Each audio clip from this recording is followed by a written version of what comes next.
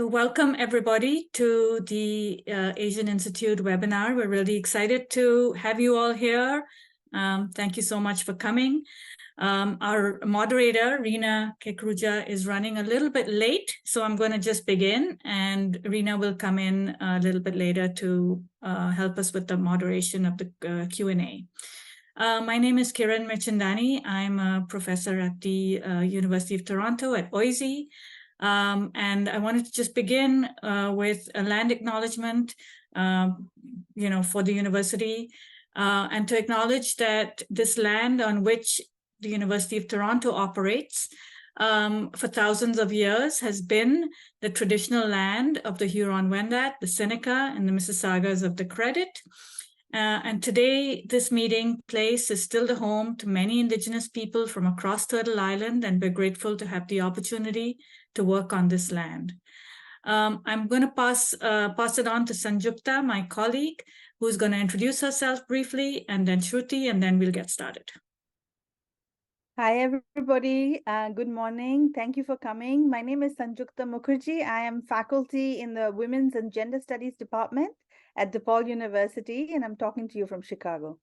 Thank you. Passing on to Shruti.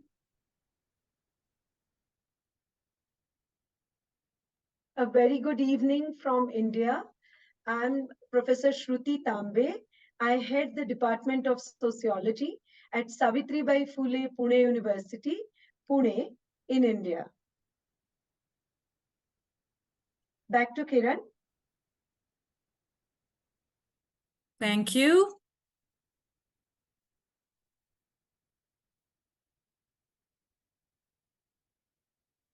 So we're really delighted to be here and have the chance to talk to you about this work that we've been doing together, the three of us, for many, many years. It's been a really interesting, exciting project. We're really interested to hear your comments and your feedback. If you could put questions in the Q&A, that would be great. So to begin, this is really what we hope to cover in today's talk. We'll just focus on two areas of our data collection, two occupational groups we had contact with, the housekeepers and the security guards. We, in fact, have a third group, the drivers, who we won't talk about today just because there is so much there. This is really what we want to focus on for today's agenda. So I guess the starting point of our project was really our common interest in sort of exploring how neoliberal infrastructures, literally, I guess, the buildings in which, global corporations are housed, these are sprawling, immovable, imposing assets, let's say, how they are created and how they are maintained. Many of the global cities actually are known as such because of the presence within them of these sort of very lavish corporate infrastructure projects. And, they're both reminders of the modernity and the spaces within which global citizens are constructed. Also like really the, ways in which what we know as global gets created. We focused really on multinational service firms rather than sort of manufacturing firms, because these are almost like the prototypical symbols of clean and ultra-modern development. Our project really began with an interest in service workers who were tasked with maintaining and reproducing the fixed assets of these global firms. But not only were the physical spaces being reproduced, but the workers and workforces too. So that's what we were interested in terms of what were the corporate practices of social reproduction as our starting point. And we focused on three sets of workers who are deeply implicated in multinational capital, even though they're rarely seen as part of the global workforce. These are the housekeepers who clean the premises of these multinational buildings. They create this sanitized, ultra-modern ambience. The security guards who maintain their corporations' physical boundaries, enforce really their internal access norms and the drivers who facilitate the movement of companies in and out of these corporate spaces. And we're going to focus, as I said, on the first two. We did our fieldwork in the city of Pune, where Shruti is located. It's a city about 3 hours by road from Mumbai, and one that has experienced amongst the highest rates of the proliferation of multinational technology firms. For many years, Pune actually has projected itself as a global city. It has many technical educational institutes and many corporate head offices. So, there's been a very rich and varied literature within feminist political economy on the notion of social reproduction, dating back from Jane's and Della Costa's very important activist work on wages for housework. This literature really includes a very rich debate. Many of you here are probably part of this debate. And in fact, there's been a lot of more recent even analysis of pandemic-related research on this. But I guess broadly, social reproduction refers, to the biological sort of reproduction of the human species, but also the reproduction of the labor force, the provision of sustenance, education, training, the provision of care work, both within and outside the formal economy, what's been called people-making work. Cindy Katz, in fact, has a definition where she says it's the activities that regenerate life and also regenerate capital relations across geographical scale. So following, I guess, theorists like Mazadi, we really wanted to discuss and use sort of think about social reproduction as a method. And I want to sort of just talk about 5 ways in which the debates on social reproduction really framed our methodological approach, right? So first, I guess our interest was on how buildings and organizations around us were being reproduced. Who was cleaning them? Who was keeping them secure? Who cleaned these washrooms in line with so-called Western standards? Who took out the garbage, 15 times a day? Who checked the bags, entry credentials? What place did they occupy in what we understand as global India, with its accompanying aura and promise? We shared, I guess, Saskia Sassen's desire to understand the actual material processes, activities, and infrastructure crucial to the implementation of globalization. Second, while the mostly middle-class white-collar workers, that is the software programmers, were at their desks because of the unpaid domestic and household work being done within their own homes, this social reproductive labor was in fact the tip of the iceberg. At the workplace, the bodies of these middle-class workers were being replenished because of the labor of low-wage service workers, some paid and some unpaid. So productive labor was not bounded or separate from social reproductive labor.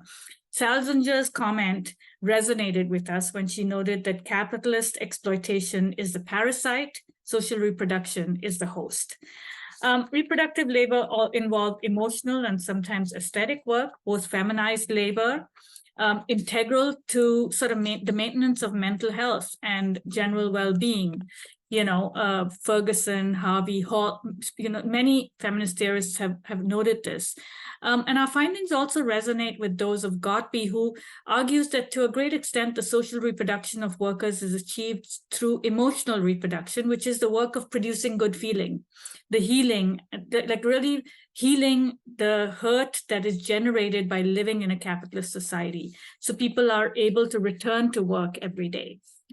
Doing such reproductive labor can involve, as Coffrey's research on bar workers, for example, reveals, giving pleasure and comfort to customers, reading the crowd, to engage in ways which people feel comfortable while they're at the same time dealing with harassment from male customers. So our focus was on low-wage service workers who were mandated as part of their jobs to perform subservience, to normalize harassment, and to routinize belittling. So third, we drew on the social reproduction literature to explore how all service workers did not have the same opportunities to perform domesticity. Angela Davis, Gargi Bhattacharya, other Black feminists have shown that the relationship between domesticity and accumulation varies according to axes of dispossession. And these ideas really caused us to pay attention to who and under what conditions did certain workers face particular challenges in meeting the aesthetic requirements of their jobs, that is, to look a particular way. It's the observation by Mazzetti that based on her own research on informal workers living in dormitories in New Delhi, that how people live is part of how the process of how value is generated. Fourth, the social reproduction lens really allowed us to make visible the ways in which low-wage workers experience discrimination because of their caste or regional backgrounds. We drew on theorists who examined the connections between labor and differentiated bodies producing that labor, as Ferguson has said. We wanted to address how categories of oppression were kind of co-produced in simultaneity with the sort of production of surplus value. So Salzinger has again said, insofar as capitalism depends on production not only of stuff, but also of the people who make it, the gendered and racialized apparatus of reproduction is a fundamental part of what makes exploitation possible. So finally, a key focus of our work is on reproductive labor that is central to people making work. It's through the underpaid work activities that people are not only soothed so that they continue to do paid work, but also fashioned into people with the right attitudes, dispossessions, values, abilities, competencies, and skills, as a number of theorists have noted, that we were really interested in. Bev Mullings notes that the need to focus on how, even in the shape of very hostile economic environments, people develop capacities to reproduce themselves. These, she terms, the liberatory effects of social reproductive work. So people making work includes, therefore, not only the corporatization of reproductive labor, but also what people do to navigate this labor. And that was one of our key interests. So overall, we drew on social reproduction analysis, not just a frame, but also a methodology. We were really influenced by transnational feminists and post-colonial scholars who used a multi-scalar approach to link local and global processes. Scholars like Richi Nagar, who says, without tracing the interdependencies between formal and informal circuits, and really looking at how people experience globalization processes in their communities and homes, we really can't gain an understanding of globalization. So we proceeded with a multi-scalar analysis. Cindy Katz talks about this on a geographical scale, but we wanted to also think about it in relation to an economic scale. So we interviewed workers, subcontractors who hired workers, facilities managers of high-tech firms in these special economic zones, and also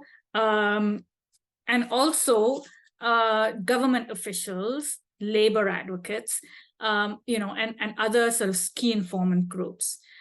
In total, we did 138 interviews with drivers, housekeepers, security guards, so frontline workers. 92 of them were with frontline workers, so most of them. And then the others were with subcontractors, vendors, company facilities managers, and others.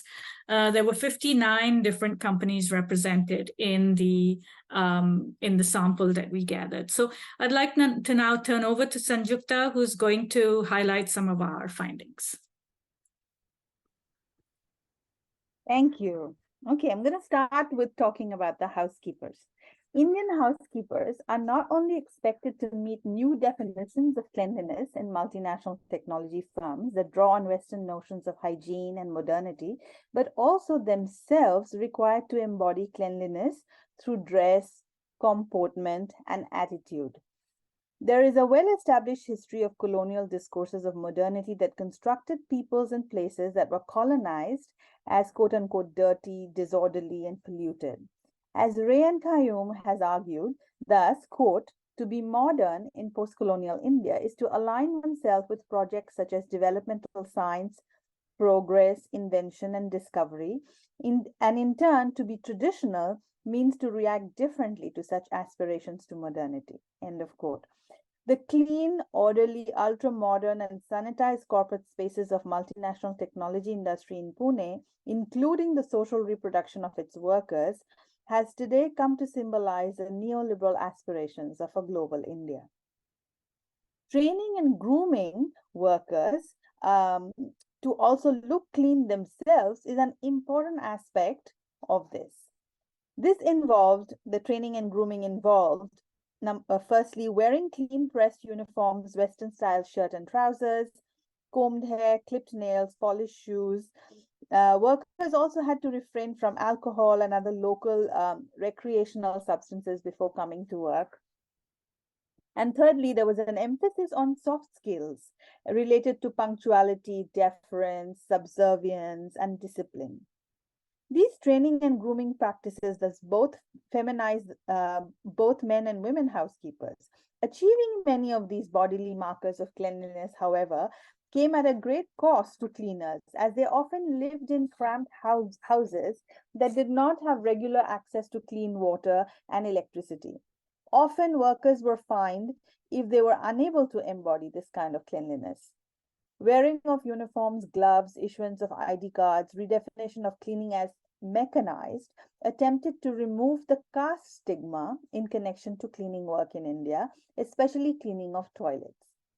Now, historically, cleaning work has been associated with lower caste who are seen as quote unquote impure. Many housekeepers who belong to the lower caste, however, embrace these practices of becoming professional mechanized housekeepers because it offered them access to these corporate spaces of work and a new sense of pride. Megha, a woman we interviewed who worked as a cleaner, for example, noted, quote, "I feel respected. I have an ID card and I'm working with a big transnational company which is known to others because of the shirt and pant uniform." End of quote.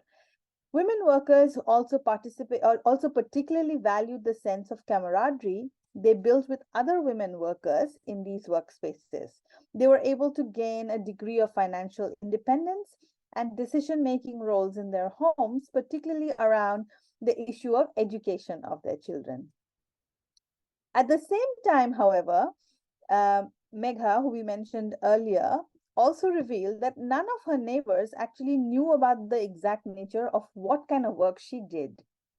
Indeed, more than half of all the housekeepers we interviewed informed us of a similar sense of shame, because cleaning jobs continue to be associated with lack of dignity rooted in caste hierarchies in Indian society.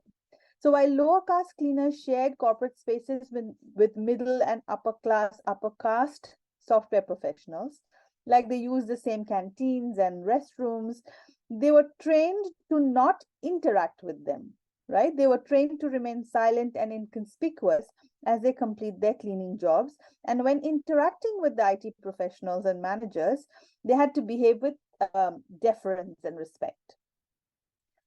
While some class distinctions were reconfigured, we also found regional differences reinscribed among housekeepers, as often those hailing from rural areas or certain parts of the country or rural areas or certain parts of the country were constructed as less reliable, hard to train. Yet the practice within the multinational cleaning industry was especially to recruit and target potential housekeepers from rural areas where agrarian crisis has left many without a livelihood. These workers from the rural areas or from the village were seen to require the most training to become mechanized housekeepers. So next I'm going to talk about the security guards. Despite the fact that security forces are tasked with protecting organizational assets, workers often have very weak employment relationships with the organizations. The security industry is organized in terms of a system of contract labor. And a quick note here to say that this entire service sector that we researched is based on this kind of subcontracting work. So it includes the housekeepers that I had just described earlier. Contract labor gives rise to a paradox in relation to risk. So weak employment relationship increases the risk for both workers and employers. Workers face lower wages, poor working conditions as contractors, because contractors are forced to compete with one another for tenders and reduce labor costs in order to successfully receive contracts. At the same time, contract workers also have weaker connections with their employers and may shift between contractors or jobs rather than having the opportunity to build stable long-term relationships. This instability of the worker-employer relationship is particularly significant in the context of the role of private security to ameliorate risk. Guards, by virtue of the uniform, are automatically deemed to be trustworthy rather than a source of risk or at risk themselves. In this context of contract labor, however, not only do guards need to be taught how to minimize perceptions of risk, but employers have to simultaneously manage this risk of hiring contract guards on short-term contracts like high attrition rates, lower accountability to the company, and so on. Contractors and facility managers attempt to ameliorate this intrinsic riskiness of contract labor by establishing job processes where guards are required to behave in ways which would be named as professional by international standards, as well as through recruitment and training. And here I'll focus a little bit on the training aspects. Now, most workers are trained for a period of time ranging from a few days to a month, as well as continuously on the job as part of on-the-job supervision. Most male guards note that their training focused on firefighting, monitoring cameras, issuing passes, managing the air conditioning system, and searching bags. Female guards were also required to search the bags, but mainly of female employees, as well as serving in some cases at the entryway near the reception. So here we see this kind of gender division of labor based on taboos related to cross-gender contact. Aside from these tasks, training also focused on maintaining the correct bodily postures and uniforms for security work, through which guards could develop the correct professional look. So tasks, looks, attitudes, all embodied aspects of labor, all these embodied aspects of labor are seemingly blended in the guards' discussion of their training, suggesting that these three facets of work are in fact deeply intertwined. So Hemant, one of the guards we interviewed, termed this collection of embodied traits that they are required to possess, he called them body personality. Kavita, a 38-year-old female guard, noted, quote, "At the time of joining, the company gives us training on firefighting along with the demonstrations. In the demonstrations, we get knowledge about the alarm system, exit doors, how to get safely from the staircase, how to use water hose for extinguishing fire, etc. Also, company gives us training about our behaviors and manners, how to give respect to our seniors or foreigners, as many foreigners come to our company." End of quote. Jitender, a 23-year-old male guard who works in one of the same firms as Kavita, noted the importance of grooming and self-management in one's body personality. We were told, and this is his words, quote, "We were told that we should shave daily, wear the cap." They gave instruction about how to talk to the employees of the company, how to behave with them, etc. We were not supposed to read anything, make any noise, and chat with each other while on duty.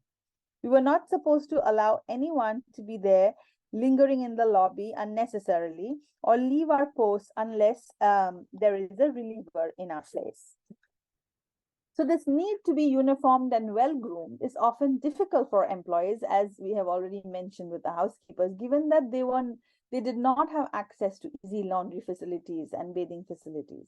Anjali, a 21-year-old female guard who works in one of India's largest IT companies, note, quote, "They tell us that shoes are not polished, your body has so much dirt. They tell me all the time about my shoe polishing.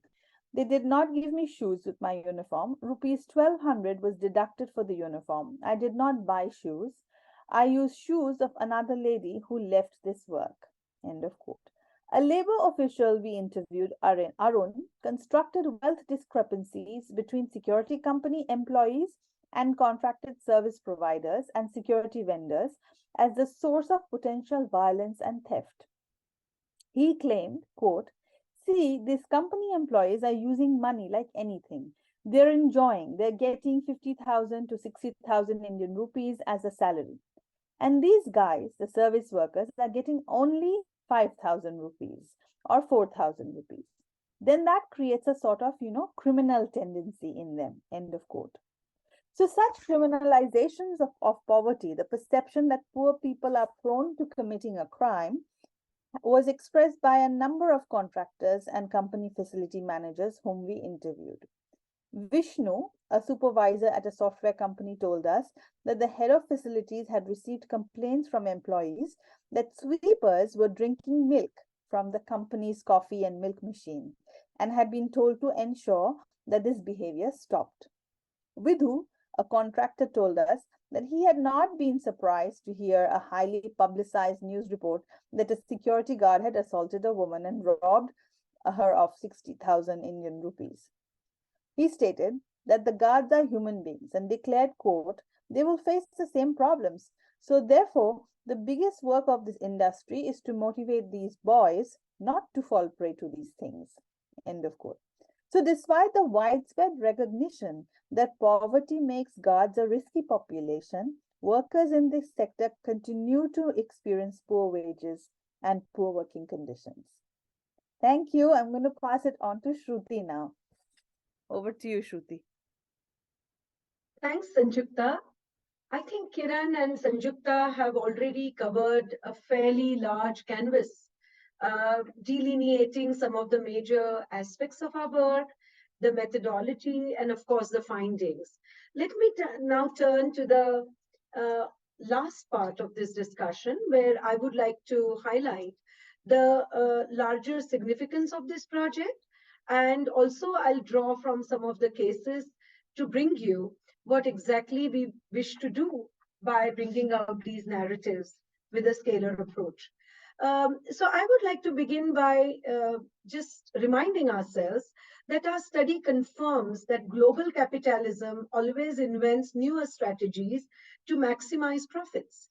As observed by Irvine, large corporations have flocked to a new management theory, focus on core competence and outsource the rest. And that's how the housekeepers and the security guards are always employed through the vendors, contractors, and subcontractors. And these regimes of subcontracting then land these workers into a peculiar situation where they are low-wage workers who are handling core jobs for the sustenance and continuation of the high-tech industry, and yet they're treated as outsiders who are not part of the core. The narratives of housekeepers and security guards that we collected reiterate these observations that Irvine and others have made in different contexts. While the workers, as Kiran and Sanjukta have told us, represented the pant, shirt, I-card owning workforce that is slightly different than the urban poor wage earners, their long hours of work and low wages, extremely low wages, brought them closer to the other urban poor workers in the global cities of shining India. Though the TNCs claimed high levels of commitment to compliance and legality, and which is the narrative both at the global level and at the level of India's IT boom, etc. story narrative, we know that most respondents shared that there were no opportunities for training and mobility where they could think of a better future for themselves and their families. As Arvind reminds us, even as they witness the economic progress of their own company, with high profits being shared with the stakeholders and shareholders and so on, and the direct employees also benefiting from it, these low-wage workers find themselves excluded from that select group. Rather than being treated as assets, the companies, in fact, dump them as outsiders. Now, the experiences of service workers in India's multinational technology sector reveal the impact of the globalized trend of companies moving towards subcontracting to fulfill their labor needs and cutting costs in a major way.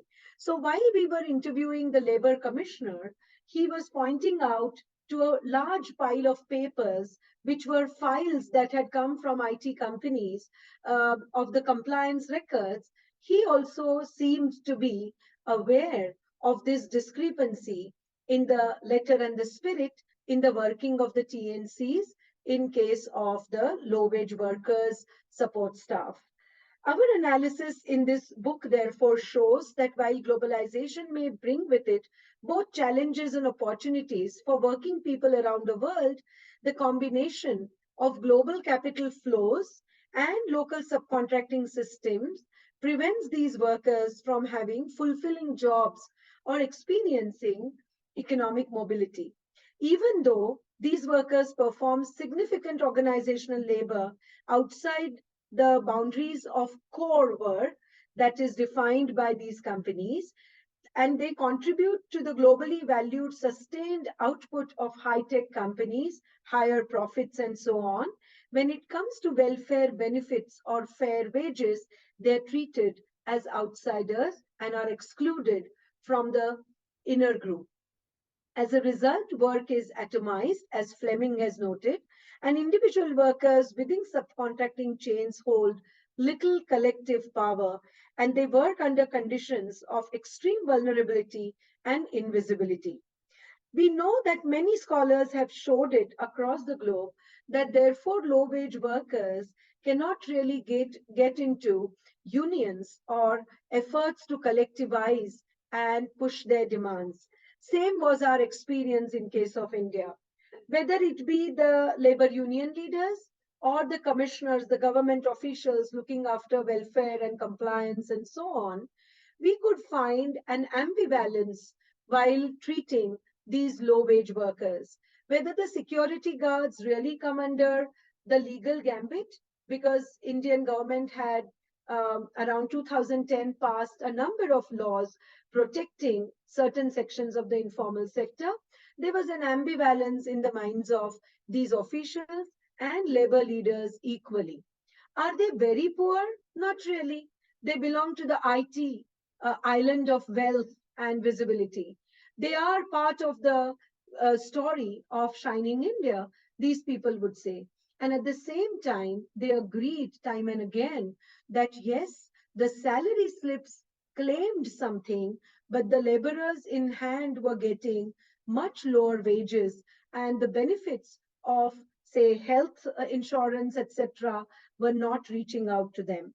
This discrepancy is really what I think Kiran was referring to when she said the way in which in everyday life workers navigate these worlds of high-tech industry, low-wage work.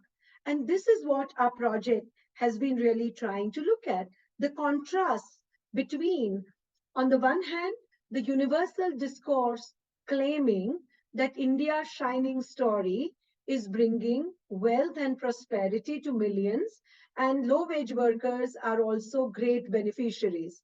And on the other hand, there was another universalizing discourse claiming that the story was of victimhood.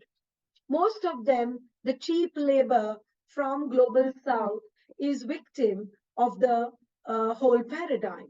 While these workers were certainly outsiders, and they were in and out of the high-tech spaces and the steel and glass swanky architecture, we also know that their labor is very crucial to the very project of development and economic progress linked to the ID boom, and is really central to the popular marker of India's neoliberal success story.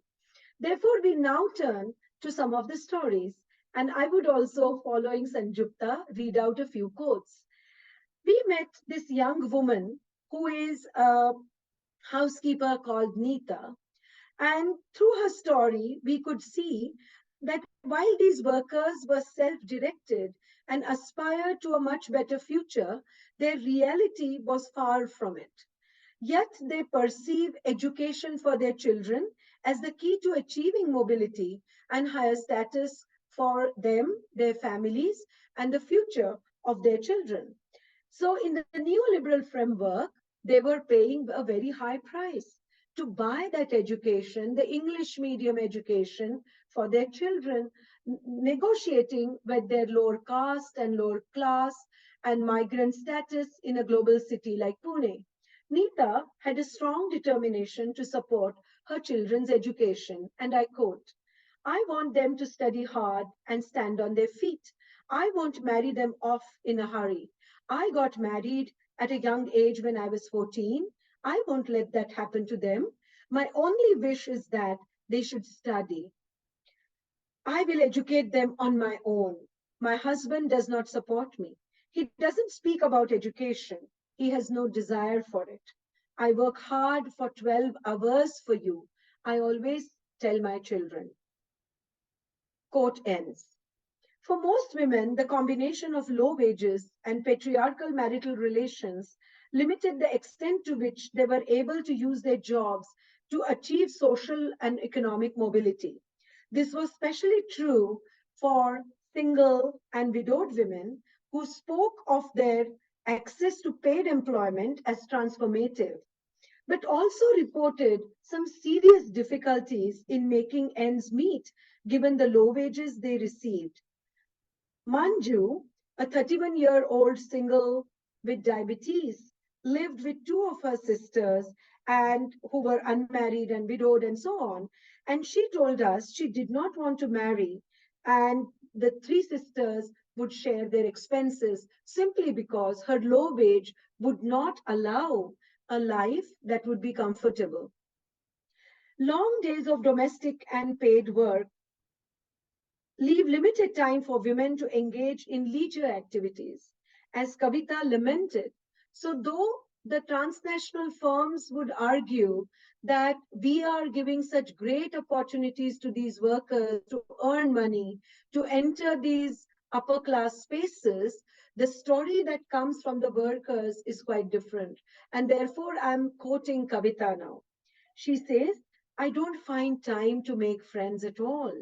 Our nature of the job is such that we don't take time for ourselves. Whatever time we have goes into doing household chores or with children and job for long hours. Such a time crunch also leaves little time for women to engage with their children. And there was a, therefore, story which really touched us where a housekeeper woman narrated that she had to leave her young child with her sisters because of the long hours that did not allow her to care for the child. And the child now, in adolescence, is really resentful of the mother for that distanciation. So the story of this Shining India also has the subtext of intersectionality of caste, class, gender, and also region that Sanjukta was referring to. People coming from certain regions are really bad and they cannot be trained. And at the same time, the companies would send, the subcontractors and vendors would send agents to these drought-prone areas to negotiate with the possible workers to get them as a group in the IT sector. So contractors and subcontractors and vendors use multiple axes of stratification to reduce the wages and evade payment of legal dues like Provident Fund and health insurance benefits. Our respondents showed us identity cards that were made with fake names, and labor benefit evasion were not very rare in transnational companies claiming compliance to international welfare paradigms. The union leaders and representatives and labor commissioner had this ambivalence about these workers, and that in fact takes us to this particular observation that national and the local government also was contributing to disciplining of these low-wage workers.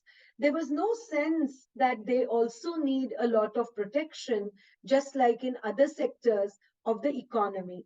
And the subcontracting regimes were really, we could see, exploiting the laborers in multiple ways. At the same time, as we were trying to say, I would end by telling you just 4 last points that what our book does. Our book tries to show that we have looked at the global frameworks of transnational capital flows into high-tech industries and the way in which these global flows are coming to India or to other locations in the South. There are these two stories, two very dominant narratives. One, that of opening up of wealth, possibility, mobility for millions of workers at the higher rank of specialized jobs and at the lower rank. But at the same time, looking at the everyday worlds and the narratives of housekeepers and security guards, we come to see how gender, masculinity, femininity, caste, and region are negotiated by these workers to make the most while they are in this industry. So the last 4 points would be, on the one hand, we find that the low-wage workers are urban, non-poor workers.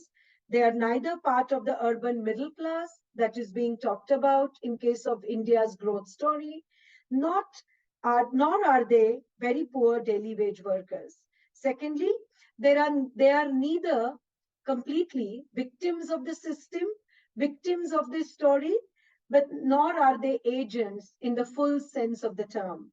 Third, they are products of the neoliberal work regimes, creating self-directed aspirational workforce, yet they lack the consciousness of the collectivity of low-wage workers involved in the social reproduction sector. Lastly, India's boom story highlights the growth of employment and increased access to good wage, masks the strategies of the transnational high-tech ITES industry to avoid the inclusion of these low-wage workers by pushing them outside the core operations while their work is the main pillar of support for the continued smooth working of that very industry in India and elsewhere.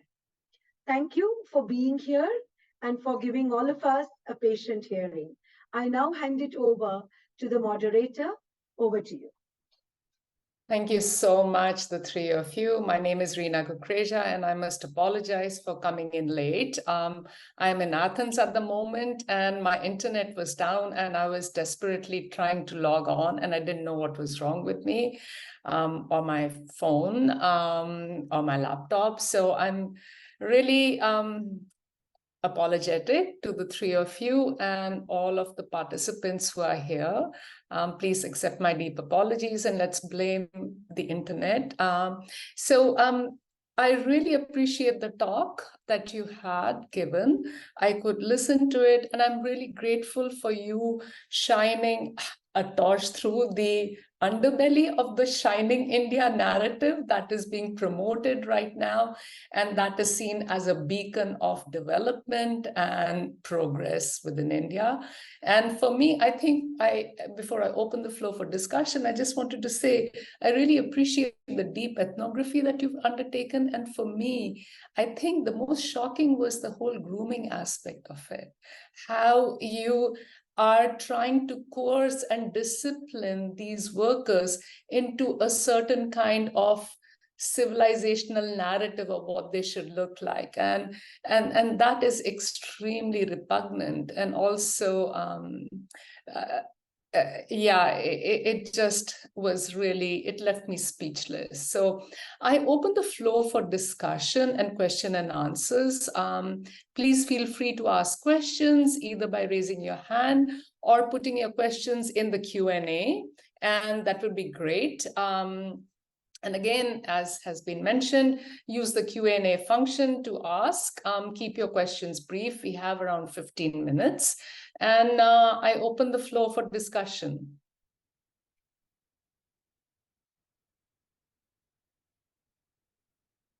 since I don't have any question coming up, can I ask you, it's always a question I always like asking, what was the most challenging aspect of this work that you did?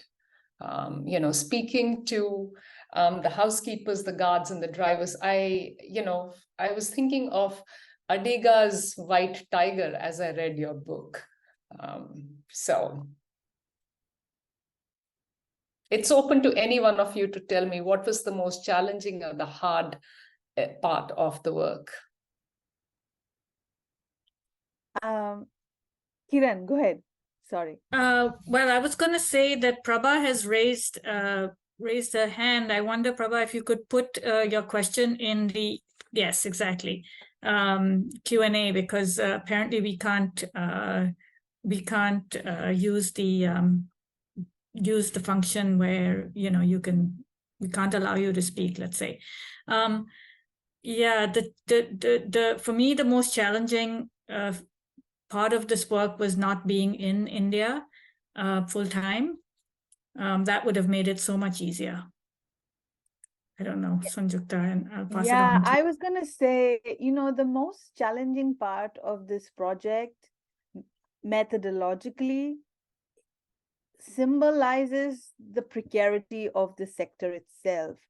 We did this project over 3-4 years, but very few times were we able to go back in our ethnography to the same people because of high attrition rate. People would move so much, their jobs wouldn't last very long. So there was a significant sense of precarity within this industry, and that kind of challenged us to find the same people over and over again, to be able to establish long-term connection with them. That was very challenging. Can I come in and add? I think the serious surveillance strategies by the supervisors and the managers was another serious challenge to us. Whenever we were seen near the gates, all these places were so severely guarded, and surveillance mechanisms were at their worst, I guess. So the suspicion was in the air all the time. And whenever we were interviewing someone with a written permission letter granted by the authorities, still we could find the supervisors pacing up and down or following us, keeping an eye on us as to who is speaking to whom, what are the expressions, and so on. So we could see that the surveillance regime was so severe for each worker. And that was something which was really, really intriguing for us to break through. Because in an ethnography, that really poses a serious challenge, because the workers were quite conscious of the gaze. Yeah. Thank you so much for answering that opening question, because I'm always intrigued by that. We have a couple of questions that have come up, one by Darshana Vijay. I don't know whether you can see that. Prabha Kotishwaran, I'll begin with one. Darshana Vijay thanks you for this great talk and is also curious about how your findings from ethnographic inquiry connect to the development of the policy discourse as has been framed, the whole India shining, technology, and multinational companies that have been framed within 5 years. Would you like to proceed with one question, or would you like to frame another, take another question from Prabha as well? Which is talking about, legally speaking, principal employers are responsible for worker welfare. So she's curious to know whether it was lack of union focus on such workers, or because they were migrants who were brought in by the subcontractors, as you mentioned, Shruti. So, asking what's happening. And she has another question: to what extent did workers move between other elite spaces of social reproduction, like hospitals or gated communities, to earn? And if they did resort to gig work?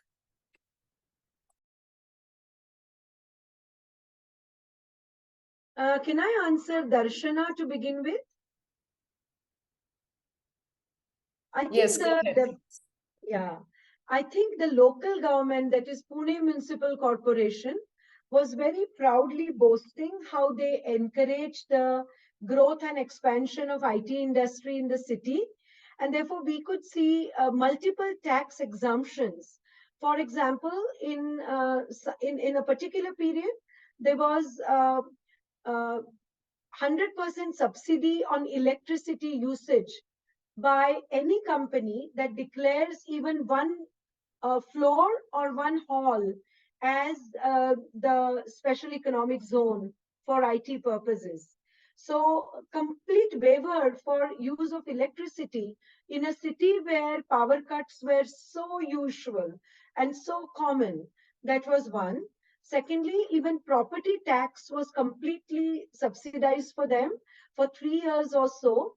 Again, from time to time, the municipal government would change its policies, but I'm definitely referring to the period when our interviews were happening in Pune city, when the ethnographic work was going on and we were meeting the government officials and the workers. So the developmental discourse at the national level was of encouraging the IT parks and IT industry expansion.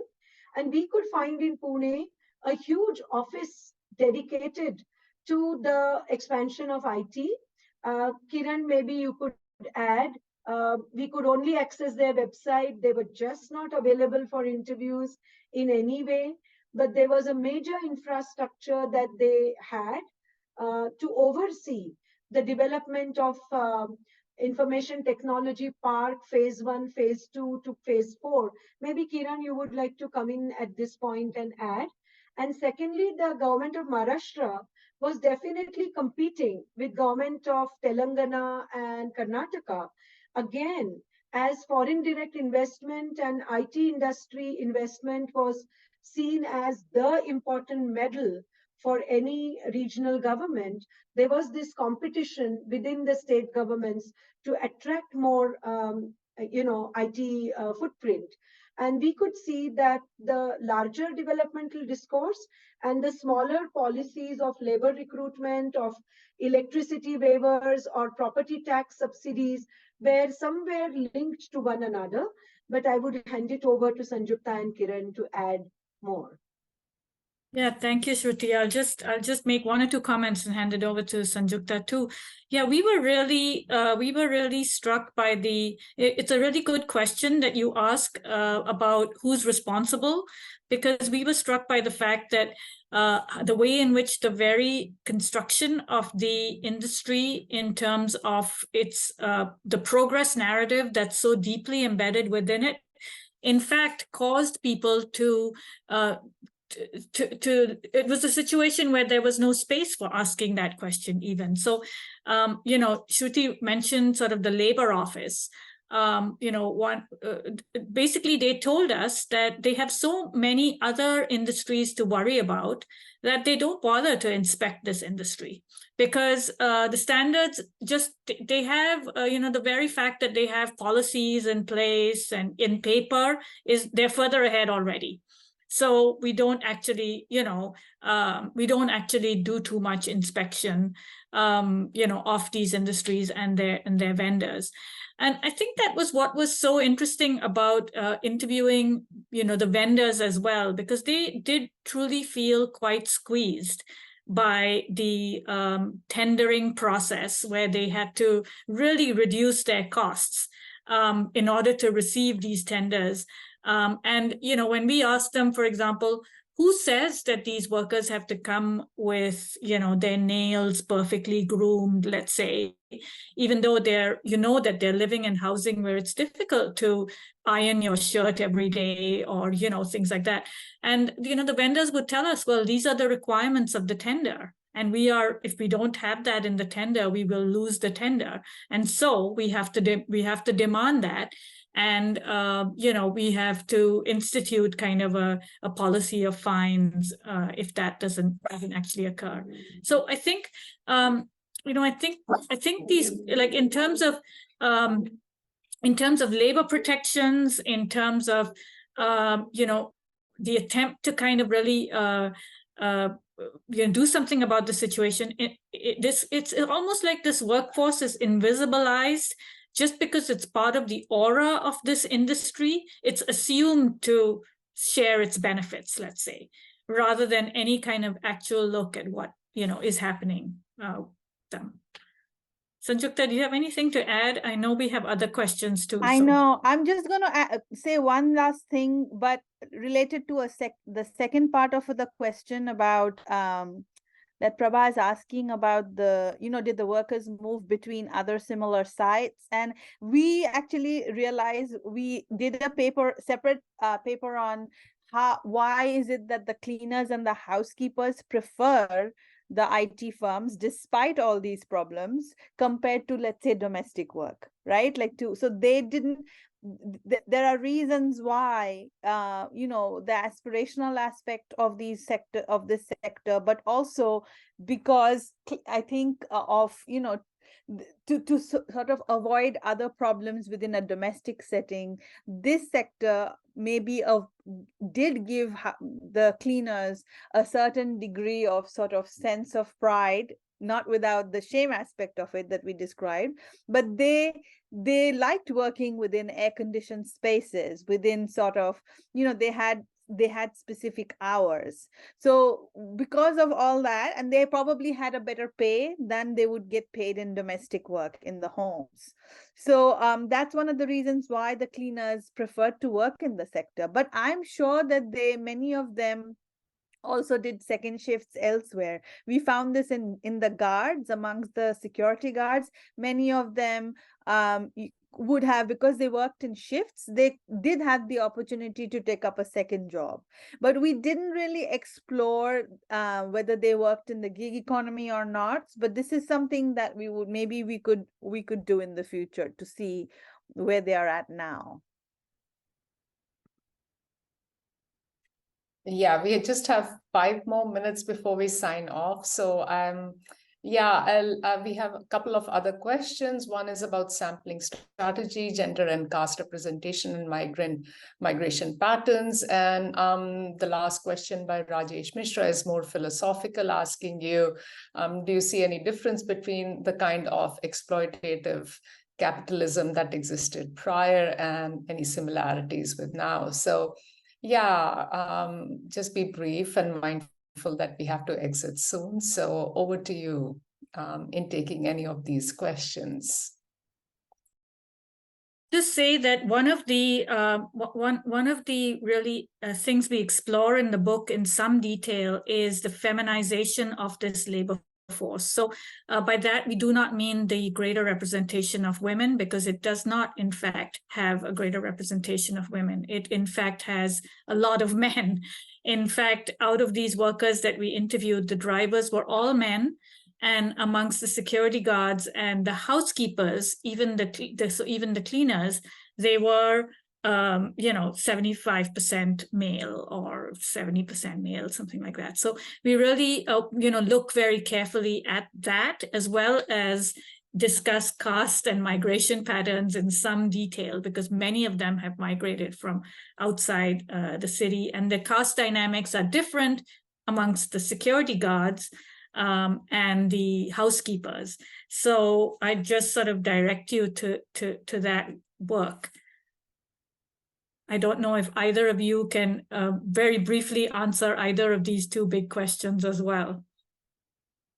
I mean, I just quickly refer folks back to the text, because in the text we talk more detailed about how we created, how the method stuff that you're asking about, how we got the samples, also how we there is a breakdown table of like how many women, how many men. That kind of detail is in the text. So, and the last question about that you're asking, Shutapa, about the pay structures, and here there was a little bit of a difference between the workers. So the housekeepers, I think, if I remember correctly, were the poorest paid, and they were the highest number of women in that sector. The cleaning, and that goes back to traditionally feminization of cleaning jobs. And the drivers were the highest paid, or was it the security guards? The security guards and the drivers were paid higher than them. Also, they had longer shifts. Like they worked, many of them worked almost 18 to 20 hours. Can I just come in? Sutapa, thank you for that question. I would say that it was only in one or two places that women housekeepers complained that they were paid less than their male counterparts. But as far as the other facilities are concerned, there was no difference at all. But we could see that on the floor where they were working, the dynamics were really different in different places. In some places, we could see that the women housekeeper, I remember a particular place where a smarter woman housekeeper was in fact leading the whole housekeeping staff, and she was also in charge of the pantry, and whenever the foreign delegation or guests were coming, she was the one who was called to deal with them. So this was from place to place slightly different in terms of the how should I say, the benefits and facilities that are extended by the management beyond the paycheck. They were slightly different and negotiable, but only in one or two places women were actually paid less, which was, in a sense, a good thing. And can I answer Professor Rajesh Misra's question? I think, Professor Misra, as we have clarified, we cannot really compare 19th century capitalism with today's capitalism. There are certain common points that we could find in the IT industry, and the way subcontracting and finding the vendors was one of the easiest ways to evade payment of benefits, welfare benefits, and so on. But I must say that the differences were also quite glaring. For example, as we have told you again and again, the union leaders and the government workers, the representatives from Labour Commissionerate, always made an observation that these workers form one of the fortunate groups amongst the urban working class segment in Pune at that time. So they were certainly someone who were in a more constant paid job. And as Njukta was referring to the other facilities like AC and canteen and this and that, at the same time, we could see, as I was mentioning to the quotation, they were equally dehumanized. There was no time for leisure, no time for family, no time for personal care, no time for, children. And that was putting immense pressure on women. There were so many marital and issues due to the breadwinner masculinity that we talk about in the book in details, that there were clashes of those kinds constantly, palpable in the ethnography.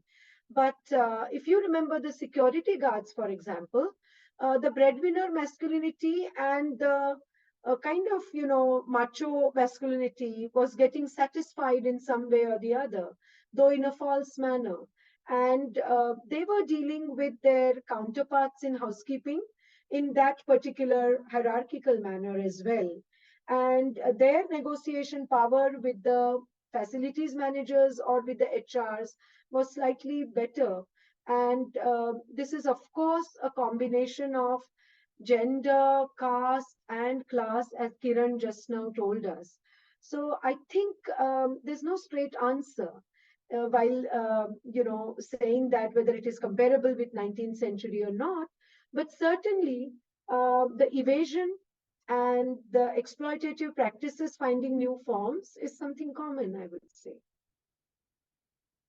I know we're over time, but just one sentence I would just say is that it's fundamentally, I think, a very different labor force, because a bulk of their work is, I think, social reproductive labor.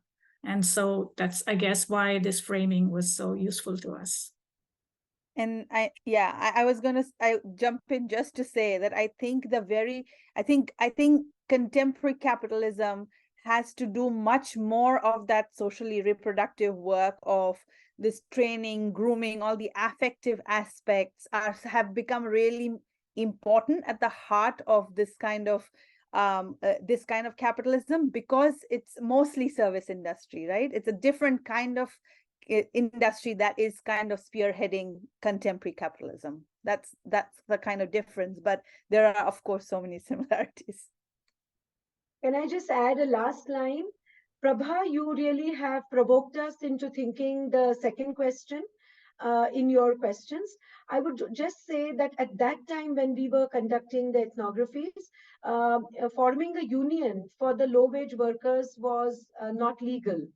But recently, there have been some efforts to unionize them. And as I said again and again, the sense of collective identity was almost missing when we were conducting these ethnographies at that time. But now the picture is slightly different. Thank you very much for this very, very informative discussion. And as the three authors have said, I would urge you all to take up the book and read it. I especially love the deep, deep interviews and the insights that came from it. And yeah, it was really informative for me, because these are people who we often ignore as we enter these shining buildings, to work, to meet people, or to have coffee. These are totally dehumanized, as you rightly said.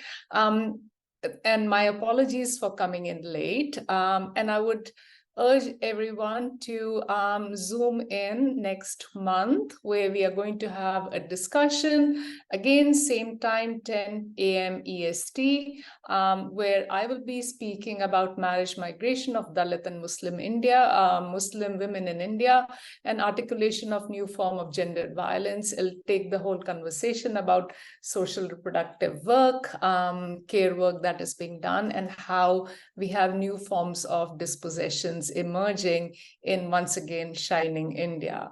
Once again, thank you everyone for being here. Really appreciate it.